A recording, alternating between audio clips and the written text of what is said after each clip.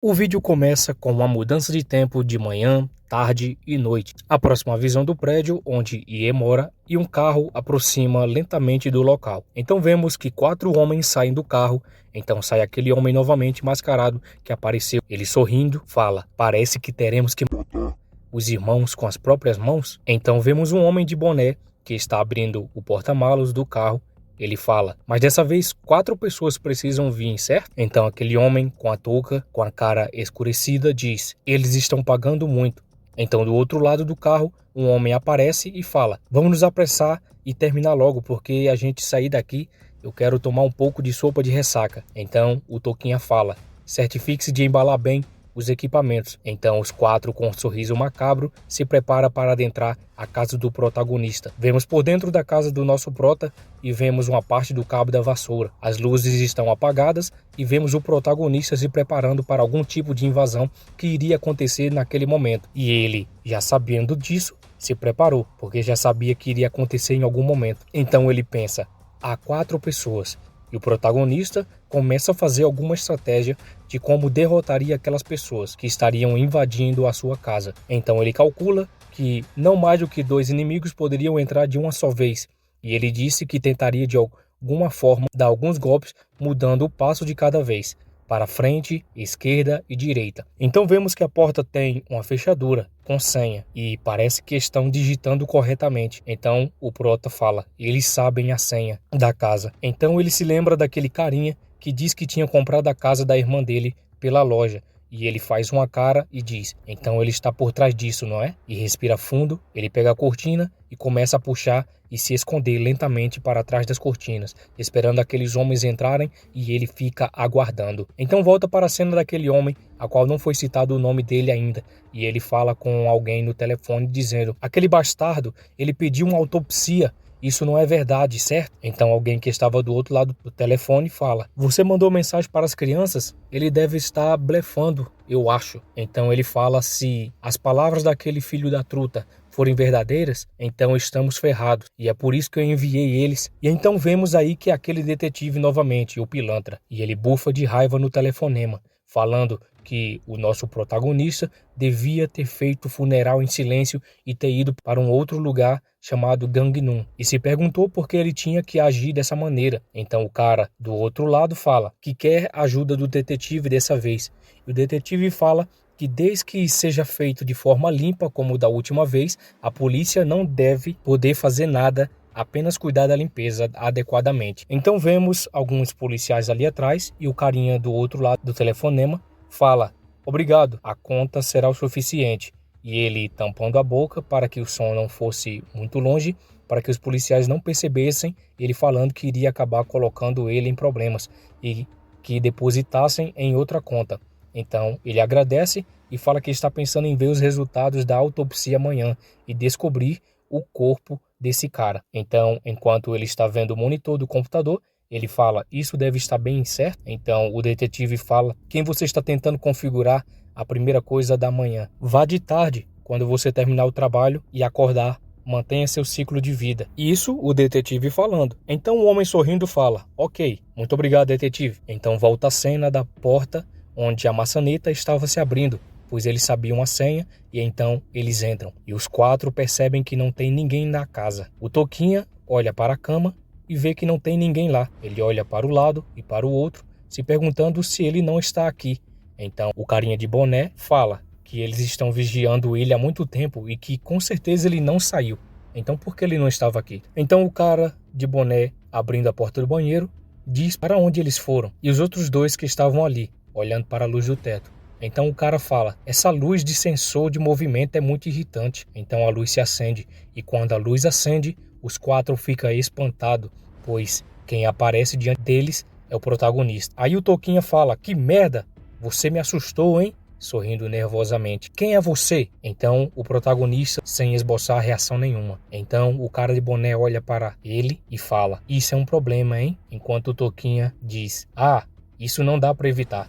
Vamos acabar com ele primeiro, depois a gente pensa. Então Ie olha para eles e diz: não há nada para vocês levarem daqui. Se vocês querem roubar, então o Toquinha logo em seguida: não é isso, isso não é um roubo, meu amigo. E sorri assustadoramente. O prota apenas encara ele fixamente e ele diz: nós queremos a sua vida, é isso que buscamos. Então vemos os 4 se preparando e os caras falaram: nós estamos trancando a porta para você não fugir, então se prepare que não tem escapatória para você. O protagonista segura parte do cabo da vassoura e fala: eu treinei artes marciais. E vemos ele segurando e olhando para ele. Então o prota olha para eles e diz: eu não quero machucar ninguém, então eu só vou lhe dar uma chance, saiam agora. Os caras começam a debochar da cara dele, enquanto o cara de boné está com uma luva já preparando para enfrentar ele. Então vemos que os 2 caras estão se encarando, um sorrindo para o outro. E na hora que ele vai mexer a mão,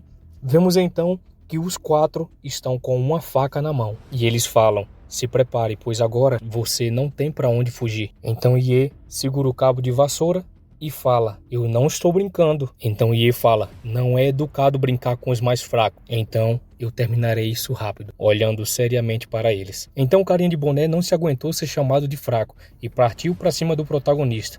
E quando ele se aproximou, o Ye meteu a pancada na cabeça dele, fazendo ele cerrar os dentes e cuspindo com toda a força. Vemos que os cacos saem voando para tudo que é lado. Então vemos aí jorrando o ketchup para tudo que é lado. E os caras olhando ele cair bem na frente deles. A luz se apaga e o cara que estava com raiva da luz fala: essa luz irritante de novo. Então o cara com toda a fúria olhou para eles e disse isso: isso é tão importante? Agora mate esse bastardo. Então a luz acende e os 2 avançam para cima do protagonista com toda a fúria. A luz apaga e no momento que apaga, o Ye acerta derrubando as facas que estavam na mão dos 2. A luz se apaga novamente para mais uma vez ele dar um golpe na cabeça de mais um. Então vemos que está tendo um jogo de luzes que acende e apaga, e cada vez que a luz se apaga, o nosso prota ele acerta um dos valentões que estava invadindo a casa dele. Acende, apaga. Acende, apaga. Então vemos que um deles já está espumando pela boca e o outro está revirando os olhos. Então o camarada lá no fundo, o Toquinho, apenas fica espantado. A luz se apaga e vemos os 3 caídos no chão. E quando a luz acende novamente, vemos o Toquinho segurando a faca e se tremendo todinho igual a vara verde. E ele fala: o que é isso? Então, a partir que a luz se apaga, ele se assusta e já sabemos o que vai acontecer. Simplesmente ele xinga o protagonista e começa a tentar acertar ele no escuro. Mas quando a luz acende novamente, a faca sai voando das mãos dele e cai enfincada no chão.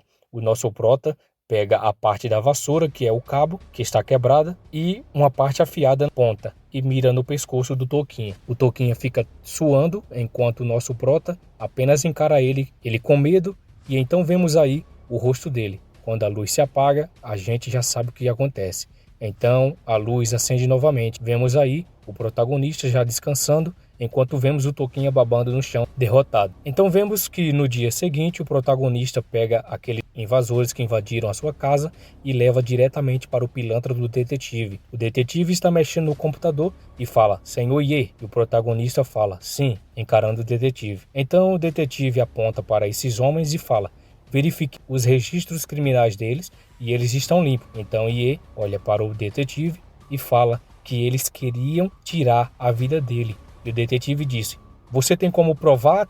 Tem alguma gravação ou algo semelhante? Então o protagonista fala: não. Então o detetive falou que não teria como prender eles porque não tinha como garantir a credibilidade de suas reclamações e disse que a situação atual é que esses caras são culpados de invasão. Ele mexe no papel e começa a explicar para o protagonista que utilizar a força excessiva para se defender é um crime mais grave. O protagonista muda a sua expressão e fala: o quê? Como assim? O detetive disse que ele empunhou uma arma e espancou imprudentemente e que um daqueles caras tinha sido enviado para o hospital com as costelas quebradas. Então o detetive bate a prancheta no teclado com raiva e diz: de acordo com a lei, ele estava com problemas mais sérios, e perguntou se o protagonista estava entendendo. Então o Toquinha, que agora está banguelo, fala para o detetive: eu também preciso ir para o hospital. O detetive olha para ele e diz: cala a boca, fica quieto. O protagonista apenas abaixa a cabeça e respira fundo. Então o protagonista fala: eu não entendo, eu estava me defendendo contra esses invasores em minha própria casa. Eu só peguei e denunciei a polícia. Então o detetive fecha a prancheta dele e explica que não é assim que funcionam as coisas na Coreia. Então explica que agora o protagonista é suspeito. Então Iê diz, eu suspeito? E o detetive fala que ele estava com a arma, e isso é considerado assalto agravado. Ele olha seriamente para o protagonista e diz que isso é um crime muito sério. Você está entendendo? Então, vemos que o detetive mandou um policial levar ele até uma cela. Eles abrem a porta da cela e o protagonista entra, trancando ele dentro daquela cela. O protagonista com a cabeça baixa, então ele explica que o nosso protagonista está morando em um endereço, mas está ficando em Seul, e que isso constitui como um vagrante, e pediu para ele que não levasse a mal, por estar sendo colocado na cela de retenção. O detetive vai embora enquanto o policial saúda ele e o nosso prota apenas vê ele indo embora. Então, vemos ele preso de costas e alguém fala com ele dizendo, ei, por que você está aqui? Então, Ye olha para trás e vemos um cara deitado, todo folgado de óculos. Então, esse cara de óculos sorri e diz, posso adivinhar, visto que aquele bastardo está lidando com isso pessoalmente. Diretor Yo, por acaso? Então, o protagonista encara ele e explica que aquele idiota está em conjunto com a polícia sobre o diretor Yo. E disse que não era coincidência que ele estivesse de serviço hoje, porque com certeza ambos fecharam um acordo para encobri-lo. Então aí a gente já percebe que esse carinha de óculos, sabe de alguma coisa entre esse diretor e o detetive. O prota apenas encara ele e ele, mexendo no óculos, diz, me conte um pouco sobre isso e eu vou tirar você daqui. Então Ye fala, você conhece o diretor Yo? Então o carinha de óculos, sorrindo, diz, eu conheço. A gente costumávamos ser uma família. Então ele sorri e diz, mas ele é um verdadeiro bastardo. E novamente encara ele, sem emoção nenhuma.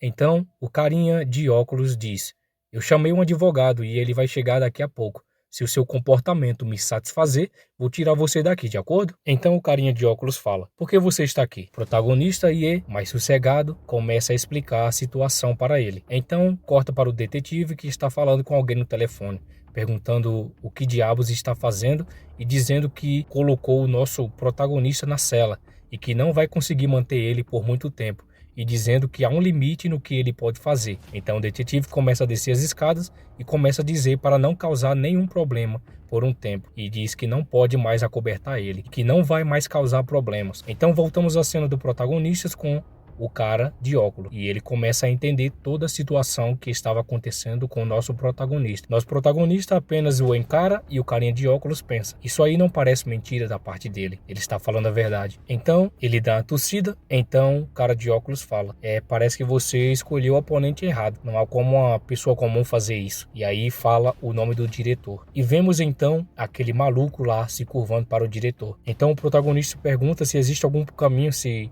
não for uma pessoa comum. Então ele tira o óculos e diz, talvez, se você quebrar a lei por acaso, além disso não há outro caminho. E ele observa e pergunta a ele se ele poderia mostrar o outro lado da coisa. Então o carinha de óculos finalmente fala o nome dele dizendo, a gente ainda não se apresentou, meu nome é Kyeng-gu, Kyong-gue, não sei não, é alguma coisa assim. Diz que administrava um pequeno bar de karaokê e que completamente ele era um bandido. E ele dá um leve sorriso meio envergonhado, ele olha para ele e disse, então você é um gangster, o cara de óculos fala. Então você diz isso tão facilmente? Explicou que ele fazia parte de uma organização e que estava lá preso por conta de falsa acusação. O protagonista apenas se perguntando o que aconteceu e disse que as pessoas do diretor ficam direto interferindo no negócio dele. Então, o carinha de óculos olhando para ele, fora, diz ele geralmente, denunciam como um estabelecimento ilegal e às vezes mesmo para drogas. Então ele explica que o advogado pega as provas,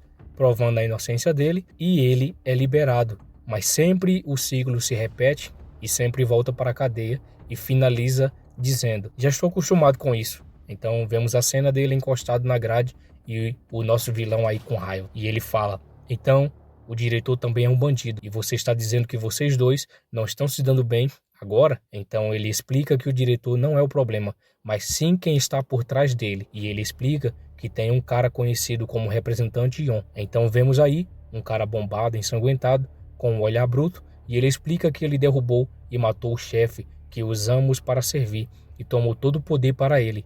Então vemos aí os capangas, juntamente com o chefe bombadão e várias pessoas caídas nocauteadas no chão. E ele explicou que quando isso aconteceu, ele apareceu dizendo que não podia ficar com traidores protagonista olha para ele e se pergunta, ele matou alguém, mas não foi castigo legal? O cara segura o braço e explica para o protagonista que esse cara é assustador. E fala que ele já está começando a se tornar amigo do nosso protagonista. Parece que ele gostou dele já, né?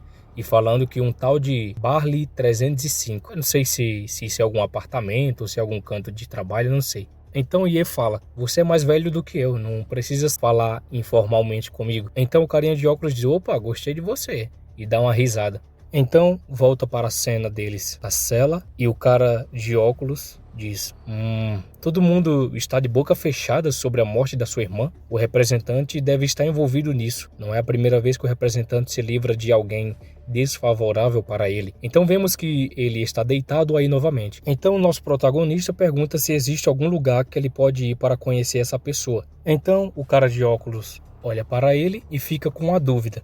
E dá uma leve risada e do nada ele solta uma gargalhada. Nosso prota, como sempre, não sabe o que é sorrir, né? Então o carinha de óculos diz, desculpa, você não pode conhecê-lo. Só quem está em um determinável nível pode, você só tem uma opção para fazer isso. Então, e ele diz, o que eu tenho que fazer? Então ele faz uma expressão sorrindo e diz, você terá que começar uma luta de poder e apertar o seu caminho. Então ele nota que o Proto fecha a cara, ele mexe seus óculos, explica para ele que ele tem que estar preparado para ir para a prisão, até mesmo ter que matar alguém. Então ele diz, para ser honesto, eu aconselho a não fazer isso, porque você tem sua própria vida. Apenas aceite isso como um e siga sua vida em frente. Então, e fica triste, abaixa a cabeça e vemos logo em seguida que o pilantra do detetive vem e abre a porta da cela. Ele chama pelo carinha de óculos e diz, saia. Então ele se levanta e fala para o nosso protagonista que o meu advogado já chegou e pediu ele para esperar um minuto, que já tiraria ele dali também. Então mostra a delegacia e vemos que ele se espreguiça todinho dizendo, como o ar daqui é fresco, como é bom estar do lado de fora novamente. E olha para ele e dizendo, obrigado. Ele olha para o protagonista e diz, pelo quê? Foi você detido à força em primeiro lugar. Se meu palpite estiver certo, enquanto o representante estiver envolvido, eles não poderão nem prosseguir com seu caso, entendeu? Então ele abre a carteira e tira um papel. Então ele explica para Ye que está entregando isso para que ele, quando quiser uma bebida, isso também seria um destino para ele procurar o protagonista, para ele procurar. Então Ye agradece e sorrindo ele segura o seu porta-cartão de visita dizendo que só tinha trazido os cartões e ele estava sem dinheiro. E perguntou se o nosso prota poderia pagar um almoço para ele, que ele estava com fome e que não tinha comido nada desde ontem. Nosso prota abre a carteira e vemos aí várias notinhas. Então vemos aí a mãozinha que pega apenas 10.000 won. Então o cara de óculos pega e diz, isso aqui é o suficiente, muito obrigado. E até mais tarde. Então Ye pega o restante do dinheiro e encarando ele vai embora. Então vemos um prédio e vemos uma plaquinha em cima de uma mesa que está com o nome de alguém que tem um poder elevado, algum presidente. Então vemos o vilão principal da obra. Então aparece lá aquele camarada todo suado, nervoso. Então o cara bombado fala em lugares altos, se você olha para isso aí, então o outro carinha ali suando disse, não entendi. E o chefe continuou falando, os humanos reais se parecem com essa formiga. É isso. E ele dá uma risada. Em outras palavras, o que ele quis dizer aí é que ficou até estranho na tradução, porque o cara não traduziu essa parte aí. Eu acho que ele nem entendeu direito quem o cara falou, né? Mas o que eu entendi foi que ele disse que olhando daí de cima ele vê as pessoas como formiga. Só que esse carinha não tinha entendido. Então ele olha para trás, sorrindo de leve, enquanto aquele carinha começa a suar frio. Ele vai dando os passos e fala, você pode esmagá-los até a morte. Então ele se senta, coloca os pés na mesa e olha fixamente para ele. Ele engole seco e fala ameaçadoramente, o que você vai fazer sobre isso? Então voltamos para o nosso prota, vendo o carinha de óculos indo embora. E ele olha para o papel em sua mão e vê o nome e o número dele. Então vemos um olho com a expressão de raiva e vemos aquele camarada todo nervoso e finaliza com ambos mostrando cada um com a expressão diferente, um de raiva e o outro sem emoção. Então vemos o reflexo do sol no prédio e vemos que aquele camarada disse que o detetive diz que atingiu o limite dele para defender os seus homens e pediu para ficar calado por um tempo. Então não há outro caminho. Então o chefe disse que não era isso que ele deveria ter falado em primeiro lugar. E então o chefe fala: bater em alguém dessa forma não seria autodefesa na Coreia, certo? E o outro diz: quem deveria entrar com uma ação formalmente? Então o chefe se pergunta: e se ele foi exposto no processo? E o outro apenas pede desculpa. Então chama ele pelo nome: In Seong. E ele fala: sim, boys. Então ele fala: você é 5 anos mais velho do que eu. Você entende? E ele disse: sim, está certo, eu entendo. E ele, com a cara de preocupação, escuta o chefe dele dizendo: toda vez eu teria que alimentar em cada situação que você entra, e pediu para que ele entrasse em contato com o detetive novamente e pediu para tratar isso como se nunca tivesse acontecido. Ele explica que se ele der 2 milhões, ele fará isso. Ele abre uma gaveta e vemos alguns objetos, e parece que tem um porta-charuto, e confirmou onde era o local onde o protagonista morava. Enquanto ele mexe no charuto, ele diz: onde está a mãe dele? E o outro explica que está no hospital. Tira o charuto enquanto diz: então a casa está vazia? Se não, algumas pessoas podem acabar invadindo a casa para fumar, já que a casa está vaga, certo? E ele sorri: a casa pode acabar pegando fogo. Você me entende? O outro disse: perdão, não entendi. Então ele fala: tira uma foto da mãe dele com uma faca de sashimi e envie para aquele bastardo. Então ele se espanta e começa a suar frio. Então ele pega aquele cortador de charuto e pergunta se tem alguma dívida no nome da irmã do prota. Então o cara disse que ela não tem nenhuma dívida e que ela nunca pediu nem sequer adiantamento do salário e nunca comprou nada como roupas novas ou algo parecido. Então ele, se preparando para cortar o charuto, ele fala que era para ele forjar uma dívida e pediu para a mãe dela pagar o que a filha devia. O outro, preocupado, disse: o quê? Ah, sim, tá bom. Está certo então, chefe. Ele olha fixamente para ele e diz: pessoas que fracassam também são inúteis, dando indireta para o camarada. Aí então ele fica assustado e o chefe começa a discar algum número. Então vemos alguém que ele está perguntando: e então, como é que foi? E alguém do outro lado da linha disse: sim, chefe, estamos drenando seu sangue agora mesmo.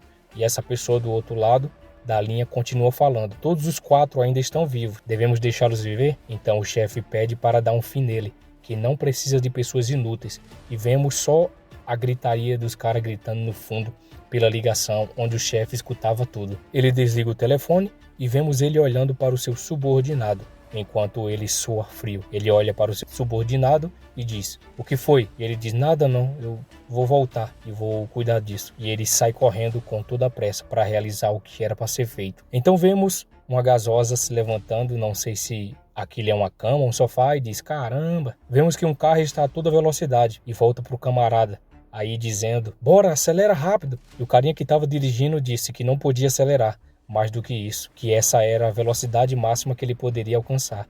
E ele grita dizendo: vamos, mais rápido! E o outro diz: sim, sim, tá bom então. Então, no finalzinho da tarde, vemos um hospital e a mãe do nosso protagonista está deitada na cama. Na próxima cena, vemos que ela está olhando fixamente para o teto, enquanto vemos um porta-retrato com ela, o protagonista e a filha. Então aparece alguém com a bandeja na mão e diz: vamos almoçar. Ela está triste, sem esboçar reação. Então essa mulher que chega com a bandeja de alimento diz que ela já está sem comer e que se ela não comer, ela iria acabar morrendo. E perguntou quando é que o filho dela vai vir, porque ele não falou nada desde que foi para Seul. Então alguém bate na porta e entra. Então vemos que é o camarada que está trazendo algum tipo de bandejinha fechada, sei lá o nome disso. A mulher olha para trás e diz: quem é você? E ele diz: eu conheço a filha dela, sou amigo dela. Ouvi dizer que a mãe dela estava hospitalizada aqui. Então vemos que a mãe do protagonista esboça uma reação e percebe que alguém sabe da filha dele.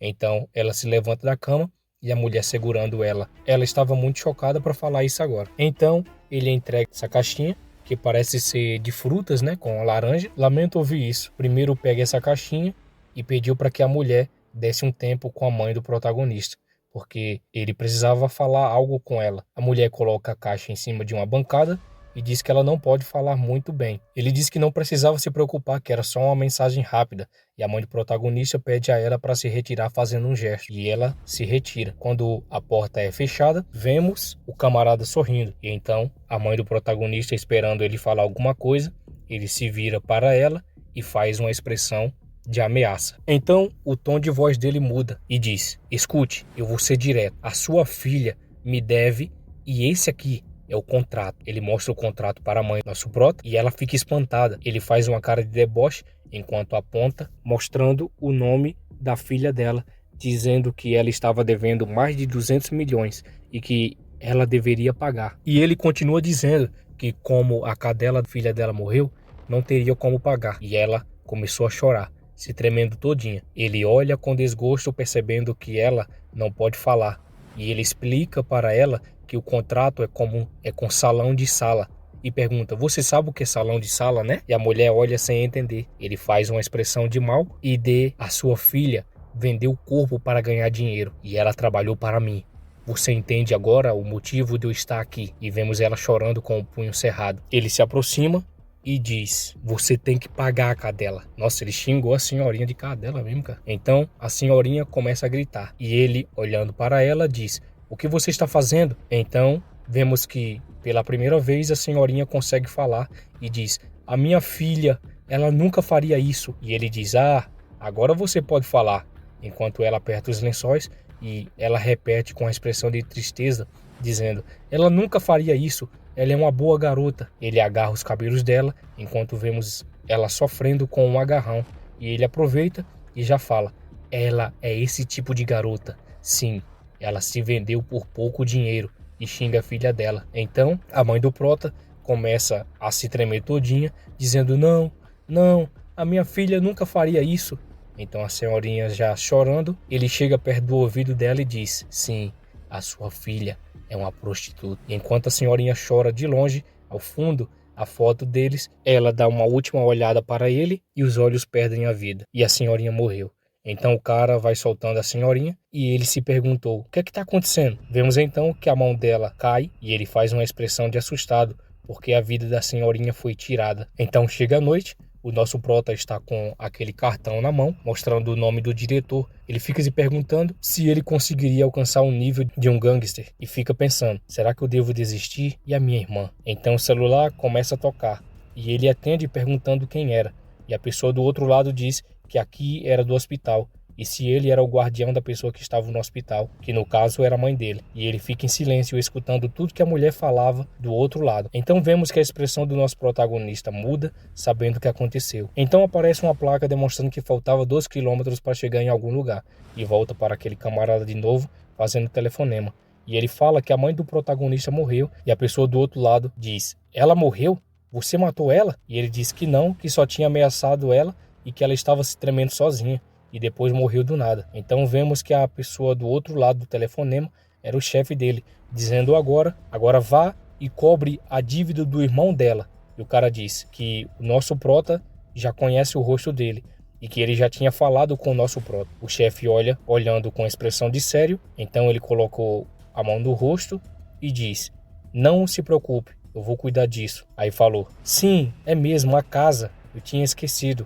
Eu cuidarei da casa também. Então a ligação é encerrada. Então ele se encosta e diz, e agora o que é que eu vou fazer? O que eu devo fazer sobre isso? Então o carinha que estava dirigindo pergunta, o diretor Choi não está nesse bairro? Por que você não entra em contato com ele? E ele pensa e diz, isso funcionaria. Começa a sorrir com a cara de macabro. Novamente, outro funeral, só que dessa vez é com a mãe dele. Então vemos o nosso prota sentado novamente e alguém se aproxima e diz, com licença, alguém veio visitar. Então ele olha e percebe que é aquela mulher que estava cuidando da mãe dele no hospital. Então ela faz uma clemência se agachando no chão e se ajoelhando. Então ele fala, como você conheceu o morto?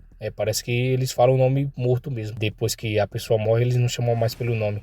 Parece que é um costume de lá. A mulher fala que ela era cuidadora dela. Ele disse, por favor, coma. Eles se sentam e ela meio cabisbaixa e não chegou nem a tocar na comida. O protagonista mais uma vez agradece a ela por ter vindo e explica, eu solicitei você através de uma agência, então essa é a primeira vez que eu vejo o seu rosto pessoalmente. Ela olha para baixo e explica para ele que no dia que a mãe dele morreu, alguém veio visitar ela nesse dia. E ele olha e diz, perdão, não entendi. Ela começa a apertar as mãos e explica para ele que esse cara que veio visitar tinha pedido para conversar com a mãe dele a sós. Então ela começa a explicar para ele que deixou aquele homem falando com a mãe dela, que quando ela saiu do quarto tinha um cara assustador do lado de fora, esperando aquele homem. O cara que estava do lado de fora pediu para ela ir o mais longe possível, que saísse dali. E ela apenas disse, tudo bem, estou saindo já. E ela continua dizendo, aquele homem que estava lá dentro parecia ser uma pessoa legal, mas o homem que aguardava ele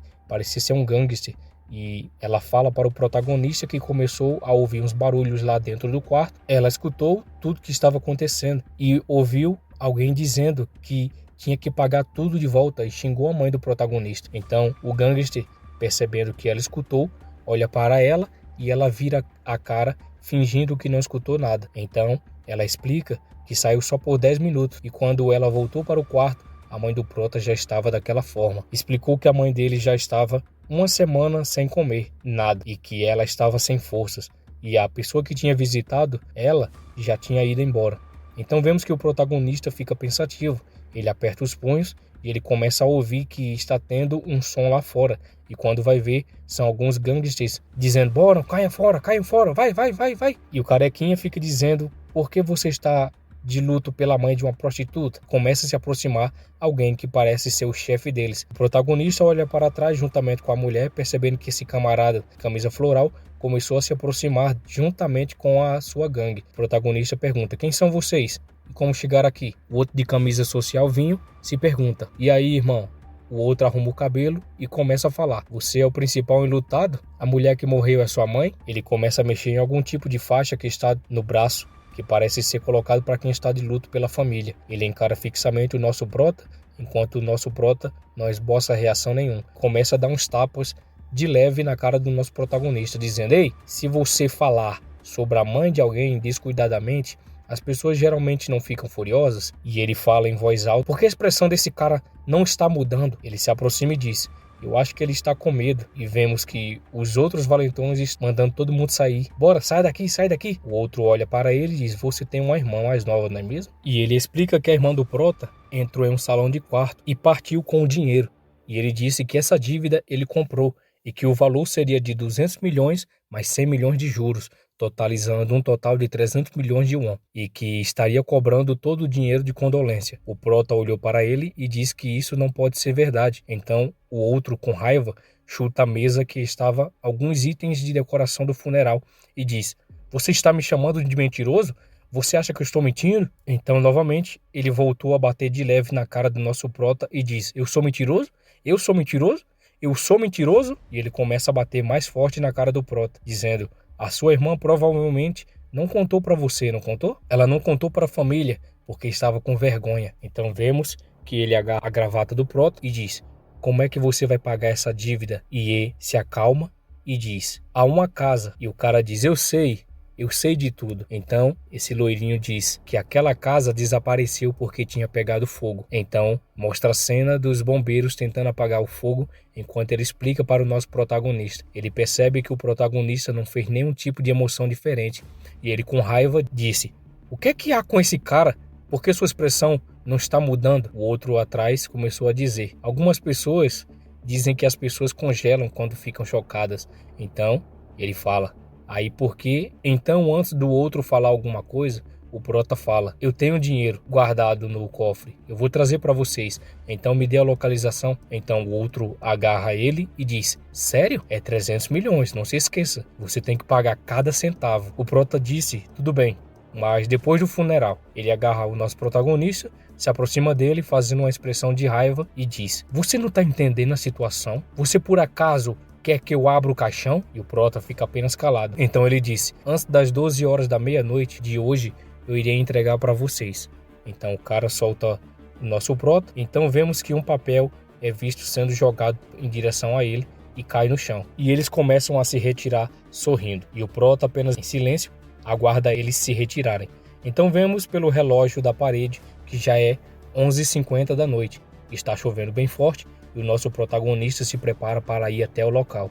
Ele se aproxima e vemos o local aonde era para eles se encontrarem. Vemos que o protagonista começa a abrir uma pequena mochila que estava em suas costas e larga no chão. Quando vemos, ele está segurando a sua espada de madeira de Kendo e ele exalando uma expressão de sério e fúria. Então vemos o loirinho esperando o nosso prota chegar. Ele olha no seu telefone da Apple e diz: 11h59. Essa hora o funeral não acabou ainda? O gordão aparece e diz: já está tudo escuro e chovendo, os restaurantes já fecharam. Você acha que ele ainda vem? O loirinho, sorrindo, fala: se ele não vir, ele está morto. Então é melhor que ele não dê nenhuma desculpa. Então o gordão fala: mas é preciso todos aqui? Então vemos todos reunidos na sala do escritório deles. O loirinho chama ele de idiota, perguntando por que ele acha que está todos reunidos. O gordão pede desculpa e então vemos ele pegando o telefone. Fala, você acha que ele terá medo de nós quando entrar? Isso é intimidação. Então vemos Ie subindo as escadas e logo vemos que enquanto ele vai subindo, alguém liga para ele. Ele atende e fala uma mentira dizendo que está em um torneio no Japão no momento. Então a pessoa do outro lado diz que amanhã vai estar pegando um voo para ir para o funeral e pede desculpas pela demora. Então Ie diz mais uma vez que tem algo para fazer e desliga o telefone. Então vemos Ie indo e falando em pensamento. Amanhã posso não te ver. Obrigado por tudo. Já era 00:03 e o loirinho se perguntando por que ele não tinha chegado ainda. Então um dos capangas fala que talvez ele tenha fugido. O loirinho má diz, mas você disse que a funerária já estava fechada, não? Então ele fugiu mesmo. Então o gordão lá atrás pede desculpas dizendo que deveria ter ficado de olho nele. Então ele liga para o presidente e fala que o nosso prota fugiu e que ele não apareceu. O presidente falou que era por isso que mandei você cuidar dele. O loirinho preocupado, dizendo que não teria como dar conta dele por causa que tinha muitas câmeras no local. E a chuva continuou caindo forte lá fora. E o presidente falando que o loirinho acreditou que ele apareceria para entregar o dinheiro no escritório. Então o loirinho, com toda a maldade nos olhos, falou que tirou todas as câmeras do local porque ali era o seu território e que isso garantiria o dinheiro. Então vemos que alguém bate na porta e todos olham. Então ele fala, ligo para você mais tarde. Ele pede para o gordão abrir a porta. Então quando ele abre, aparece o nosso prota já segurando a espada dele. O gordão olha para a cara dele e vemos que o gordão já está incomodado com algo. Mas então o prota entra no meio de todos eles e o gordão fecha a porta. Então o loirinho fala, achei que você tivesse fugido. Cadê o dinheiro? Então Ie fala, eu não tenho. Então o loirinho com raiva diz, não tem? Você acha que tem algum idiota aqui? E então o prota pergunta, quem está apoiando você? E ele solta seu olhar de intimidação. O loirinho olha para ele e diz, você acha que é quem, meu amigo? Então ele se levanta e fala para os capangas, dá um jeito nele agora. Então vemos várias pessoas correndo, se preparando para ir para cima. Os capangas sorrindo, se preparam para atacar nosso prota. O loirinho vai sentar lá atrás para assistir tudo, dizendo, você acha que a gente está brincando? Então Ie se acalma e se prepara. O loirinho fala, você está realmente acabado, meu amigo. A porta está fechada. Você é como um rato na ratoeira. Agora vai começar a porradaria. Ie prepara a espada.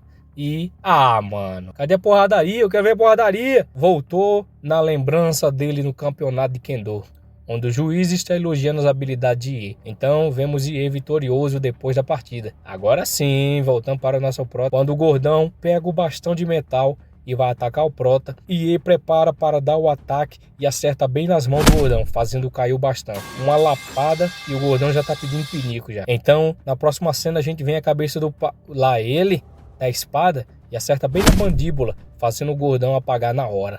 Então os outros partem para cima, todos de uma vez. Nosso prota ativa o Sharingan e passa pelos três de uma vez, acertando o que estava lá atrás. E só vemos o jato saindo e os caras se assustando.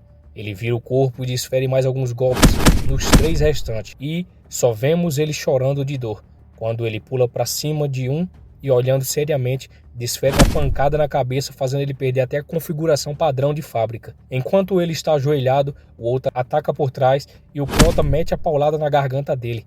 Caramba, mano. Essa deve ter doído, hein? Só quem já levou uma na garganta sabe. Lá ele! Que é isso, editor? Apaga aí, pô. E ele cai pra trás. Então o carequinha gritando. Aí o Ie mandou ele calar a boca, dando uma bem no pé do ouvido dele. Essa doeu, hein? Nossa senhorita. E vemos que a maioria já foi de base, saindo até espuma da boca. Então o loirinho já assustado e os capangas também, olhando e viu que o jogo virou. E começaram a afrouxar a calcinha, enrolado no furdúncio deles. E ficam de boca aberta, vendo as habilidades do nosso prota. Então Ie se vê em frente às últimas pessoas, e todos com medo, ninguém se mexe. O loirinho se borrando todinho, apenas encara ele, querendo fugir. Ie encara ele com raiva, e o loirinho grita falando, o que vocês estão fazendo? Matem ele! Matem ele! Então Ie se prepara mais uma vez e entra em guarda. Ele respira fundo e avança para cima. E acabou, galera! O capítulo 10 do mangá foi quando eu tava finalizando o capítulo 9, aí eu vi lá, 2 horas atrás. Aí lançou aí para vocês. Espero que vocês gostem, deixa o like e se inscreva no canal, galera, pra gente bater os 1000 inscritos. Valeu? Fui!